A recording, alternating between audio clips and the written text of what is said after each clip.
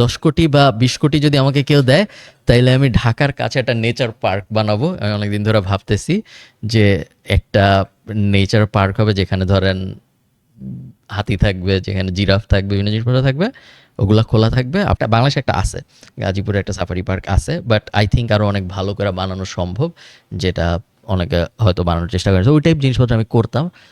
আহ, আমার ধারণা বেশ ভালোই করবে। এনিথিং যেটাই আমি ফ্যামিলি টার্গেট করতে পারি, অথবা বিদেশি টার্গেট করতে পারি, অথবা বিদেশি ফ্যামিলি টার্গেট তো আছে, এরকম যে কোনো কিছু আমি যদি করতে পারি, আই থিঙ্ক আমার এবিলিটি ভালোই হবে রেভিনিউ জেনারেট করার।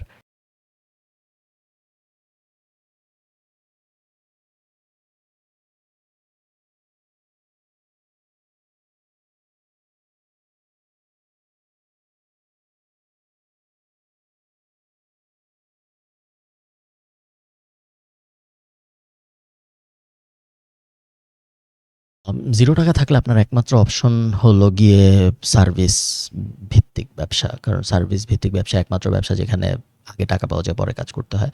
সো যে কোনো সার্ভিস ভিত্তিক ব্যবসায় যদি আমি পিক করি, হোক ভিডিও এডিটিং, হোক লোগো বানানো, হোক লেখা, যে কোনো সার্ভিস যেটা, যেখানে আপনার প্রোডাক্ট বানাইতে হচ্ছে না। কারণ প্রোডাক্ট ভিত্তিক ব্যবসা আগে বানাইতে হয়, তারপর বেচতে হয়, এবং বানাইতে টাকা লাগে। এবং যেহেতু আপনার কাছে ৳0 আছে, আপনি তো টাকা লাগে এরকম কিছু করতে পারবেন না। সো আপনার সার্ভিসের দিকে যাইতে হবে।